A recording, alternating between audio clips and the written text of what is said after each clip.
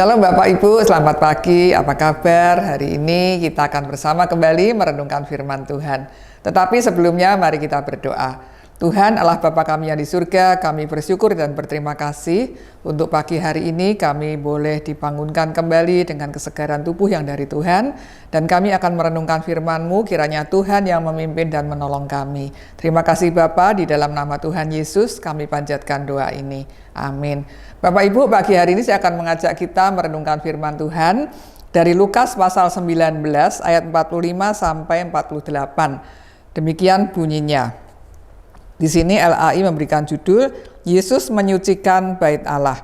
Lalu Yesus masuk ke bait Allah dan mulailah ia mengusir semua pedagang di situ. Katanya kepada mereka, "Ada tertulis rumahku adalah rumah doa, tetapi kamu menjadikannya sarang penyamun." Tiap-tiap hari ia mengajar di dalam bait Allah.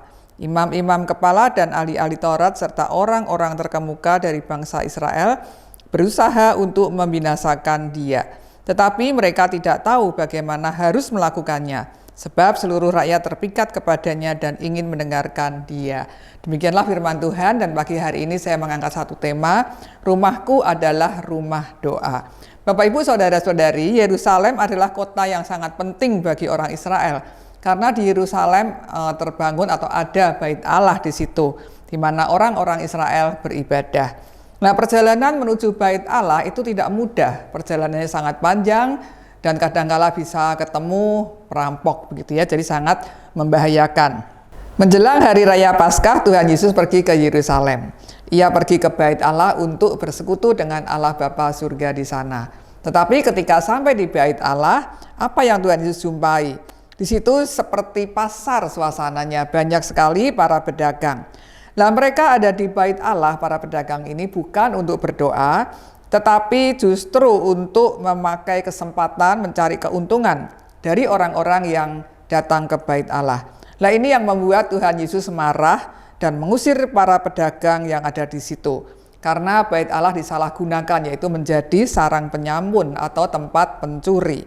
Awalnya penjual binatang ada di bait Allah untuk menolong umat agar tidak repot membawa hewan kurban, karena tidak mudah dengan perjalanan yang jauh membawa hewan kurban tersebut. Namun masih banyak juga orang yang datang ke bait Allah, mereka membawa kurban yang sudah disiapkan, dipilihnya binatang yang baik untuk dipersembahkan kepada Tuhan. Nah, ketika mereka membawa kurban bawaannya sendiri, sampai di bait Allah itu ditolak. Ya, kenapa? Karena memang sengaja gitu ya, dibilang tidak kudus kurban ini, sehingga harus beli kepada para pedagang yang ada di bait Allah itu. Dalam hal ini para imam bukannya menertibkan para pedagang, tetapi malah ikut bermain dan mencari keuntungan buat dirinya sendiri. Para pedagang telah bekerja sama dengan para imam yang memimpin bait Allah. Sehingga tidak heran kalau Tuhan Yesus mengatakan kepada mereka bahwa bait Allah yang adalah rumah Tuhan telah dijadikan sarang penyamun, yaitu tempat di mana mereka merampok uang umat yang akan beribadah di bait Allah. Dan sangat lumrah kalau Tuhan Yesus marah menyaksikan hal tersebut. Kisah ini mengingatkan kita supaya ketika kita datang ke gereja, jangan untuk mencari keuntungan diri kita sendiri.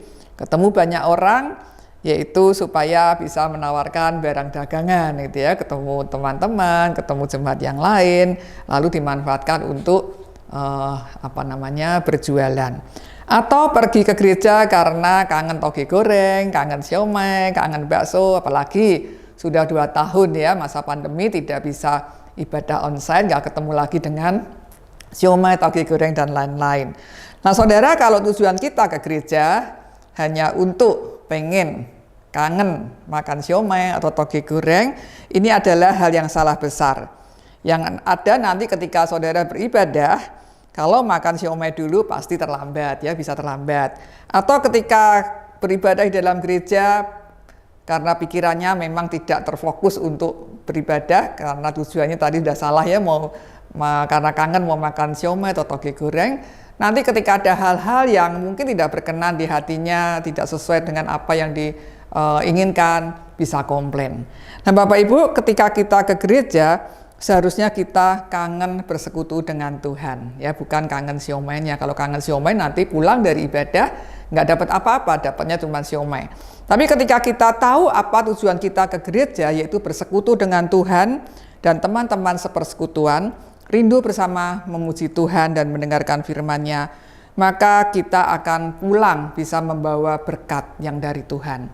Jadi jelas ketika kita ke gereja, tujuan kita adalah fokus kepada Tuhan, mencari Tuhan, ingin mengalami perjumpaan dengan Tuhan, ingin memuji dan memuliakan nama Tuhan, bukan mencari siomay. Siomay itu hanya bonus saja, ya, pulang dari gereja baru belanja beli siomay.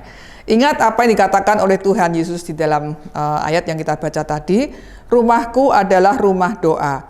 Oleh sebab itu, mari kita datang ke rumah Tuhan untuk beribadah dengan benar, datang ke rumah Tuhan untuk berdoa dan bersekutu dengan Dia. Amin. Mari kita berdoa.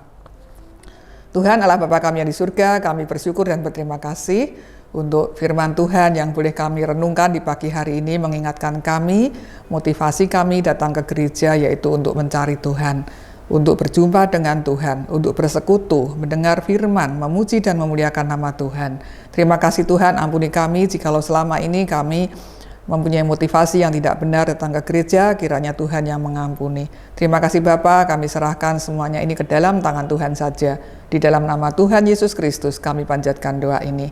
Amin. Selamat pagi, selamat beraktivitas. Tuhan Yesus memberkati kita semua. Amin.